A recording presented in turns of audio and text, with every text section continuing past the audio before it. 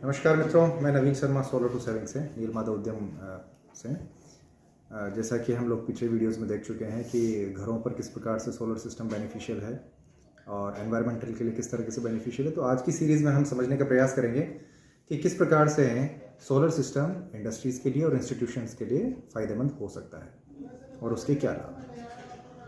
तो पहली चीज़ कि इंडस्ट्रीज़ और इंस्टीट्यूशंस कौन हैं, जैसे स्कूल्स, हॉस्पिटल्स, छोटी बड़ी इंडस्ट्रीज़ और होटल्स, जो थोड़े बड़े कंज्यूमर हैं डिस्कॉम्स के और जिनका कंजप्शन ज़्यादा है, जहाँ पर ज़्यादा अप्लाइंसेस हैं, ज़्यादा एसीज़ हैं, सेंट्रल एसी हो सकते हैं, मशीन्स हैं और हैवी कंजप्शन इलेक्ट्रिसिटी का है। तो ऐसे ही इंस्टीट्यूशंस को हम कमर्शियल एंड इंडस्ट्रियल में काउंट करते हैं। तो कमर्शियल और इंडस्ट्रियल के लिए जो चैलेंजेस हैं, पहले हम उनके बारे में चर्चा करेंगे कि इनमें क्या चैलेंजेस हैं। पहला चैलेंज कि इनका टैरिफ हाई है। जो डोमेस्टिक यूज़र्स का 6-7 रुपये हो सकता है, वो यहाँ पर 9, 10, 12 रुपये तक भी जा सकता है पर यूनिट कॉस्ट। तो इनकी कॉस्ट ऑलमोस्ट 50% हाई है देन द डोमेस्टिक कंज्यूमर। दूसरी चीज़, पावर अवेलेबिलिटी। कभी बिजली मिलेगी, कभी पावर कट भी हो सकता है। घर पर तो 2, 3, 4, 5 लोग हैं, इन्वर्टर से काम चला सकते हैं, लेकिन इंडस्ट्रीज़ में ऐसा नहीं है। बड़ी बड़ी मशीन्स हैं, उनको चलाना पड़ेगा, फिक्स कॉस्ट है, मैन पावर की कॉस्ट है, वो सब लगनी ही है। कई बार रेंटल पर भी प्रॉपर्टीज़ होती है, इंडस्ट्रीज़ की प्लांट्स होते हैं और काफ़ी सारी फिक्स कॉस्ट होती है जिसको कि आपको पे करना ही है। तो उस केस में अनअवेलेबिलिटी ऑफ पावर जो है वो बड़ा चैलेंज हो सकता है और वो बड़ा कॉस्टली अफेयर हो सकता है। अब अगर पावर अवेलेबल नहीं है तो इंडस्ट्रीज़ के पास, हॉस्पिटल्स के पास, स्कूल्स के पास, होटल्स के पास क्या ऑप्शन है? DG set. और डीजी सेट एक बहुत अच्छा विकल्प नहीं है, बट मजबूरी में सब लोगों को इस्तेमाल करना पड़ता है।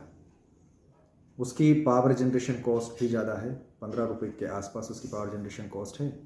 डीजल से चूंकि वो चलता है तो आउटपुट भी धुआं है, नाइट्रोजन ऑक्साइड है, कार्बन डाइऑक्साइड है, इस तरीके के गैसेज हैं जो कि हमारे एनवायरनमेंट के लिए और ह्यूमन लाइफ के लिए बिल्कुल भी ठीक नहीं है।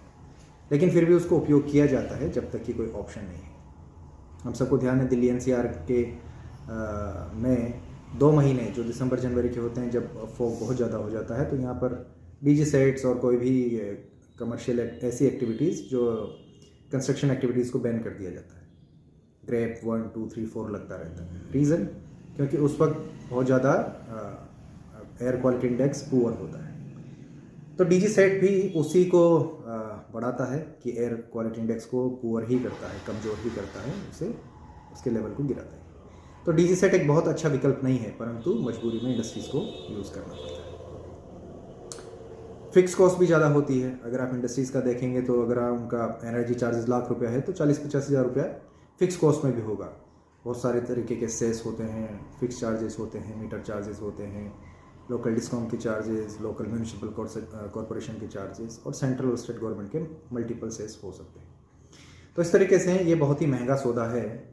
अगर बिजली चली गई, बिजली की अवेलेबिलिटी नहीं है, टैरिफ ज़्यादा है, तो इन सबसे बचा कैसे जाए? एनवायरनमेंट को भी कैसे साफ़ सुथरा रखा जाए, बचत भी कैसे की जाए, निर्भरता भी कम की जाए और हम कंटिन्यूसली और बिजली का उपयोग कर सकें बिना किसी रुकावट के। तो इसका एक समाधान है जो मेरे पास है, जो रिन्यूएबल है, बार बार उसका उपयोग कर सकते हैं। कोई रॉ मटेरियल नहीं है, कोई ऐसा आउटपुट नहीं है या ऐसा एग्जॉस्ट गैसेस नहीं है जो कि एनवायरनमेंट को नुकसान पहुंचाए, और उसका नाम है सोलर सिस्टम इंस्टॉलेशन।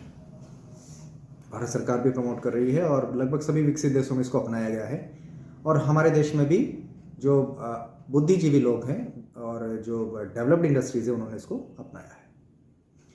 अब इसकी क्या लागत है, क्या लाभ है, क्या तकनीक है, उसके बारे में हम चर्चा करेंगे। तो एक मैं छोटा सिस्टम लेता हूँ 100 किलोवाट का। इसके ही प्रोपोर्शन में वो 200, 500, 1 मेगावाट, 5 मेगावाट, 10 मेगावाट हो सकता है।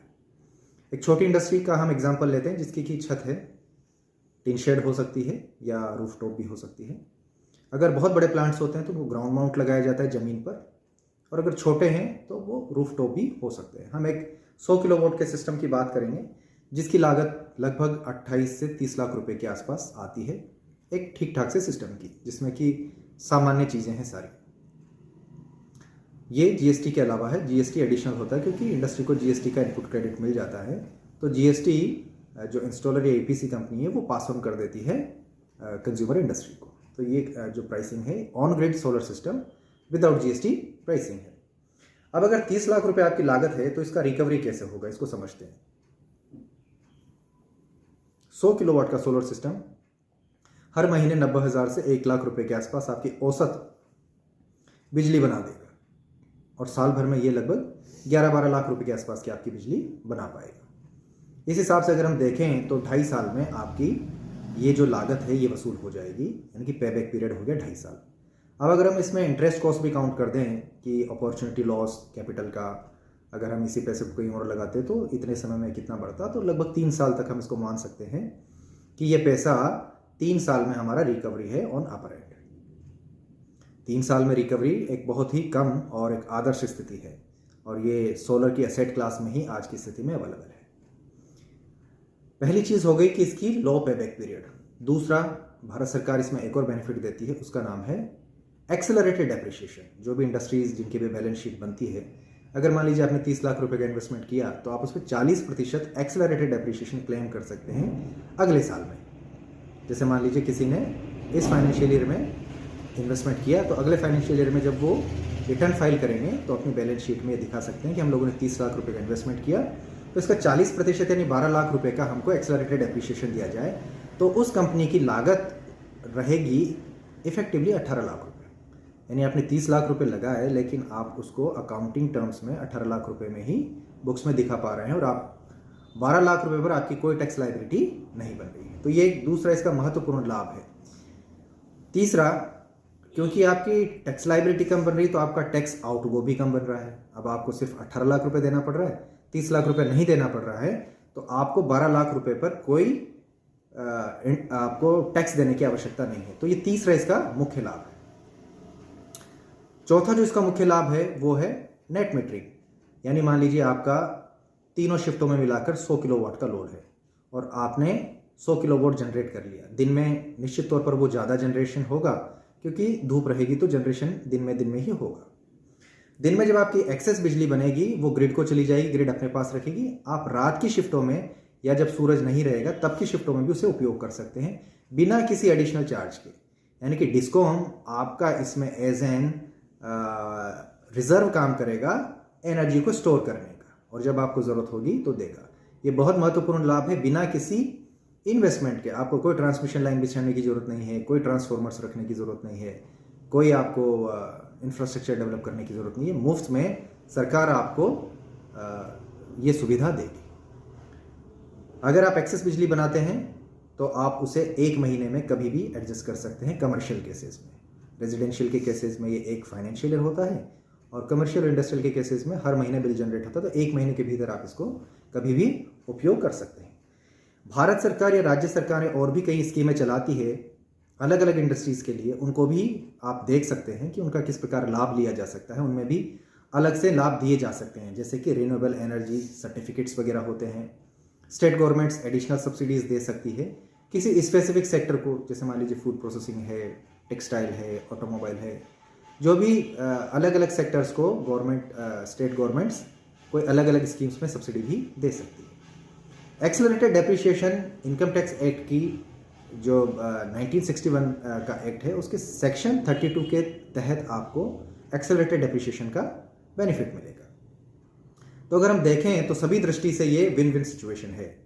आपका कैपिटल कॉस्ट का पेबैक पीरियड कम है, आपको एक्सेलरेटेड डेप्रिसिएशन मिल रहा है, आपका टैक्स आउटगो कम है और इसकी उम्र 30 साल है। तो अगर मान लीजिए आपका 12 लाख रुपया भी हर साल वो बनाता है तो लगभग 3.5 करोड़ रुपया आपका पूरी लाइफ में ये प्रोजेक्ट बनाएगा और आपका इन्वेस्टमेंट कॉस्ट क्या है? सिर्फ 30 लाख रुपये। यानी कि लगभग 9 से 10 गुना आपको इसमें रिटर्न मिलेगा। यानी कि बेनिफिट कॉस्ट रेशियो है 10:1। इससे बेहतर इन्वेस्टमेंट इंडस्ट्रीज के लिए और कोई नहीं हो सकता। इसमें आपको ऊर्जा आत्मनिर्भरता मिलेगी, आपको हमेशा ऊर्जा उपलब्धता मिलेगी, सरकार के फायदे मिलेंगे और आपको एनवायरमेंटल के लिए एक रिस्पॉन्सिबल इंडस्ट्री होने का आभास भी होगा। तो आइए हम सब मिलकर के एक रिस्पॉन्सिबल इंडस्ट्रीज बनाएं, रिस्पॉन्सिबल इंस्टीट्यूशंस बनाएं जो जो केवल एनवायरनमेंट के लिए नहीं, इकोनॉमिक्स के लिए नहीं, बल्कि देश की जीडीपी के लिए और सबके कल्याण के लिए कार्य करें। तो इसको एक विन विन प्रोपोजिशन बनाते हैं, सभी मिलकर के क्लीन और ग्रीन एनवायरनमेंट और एक सस्टेनेबल डेवलपमेंट ऑफ इंडस्ट्री करते हैं। Thank you very much.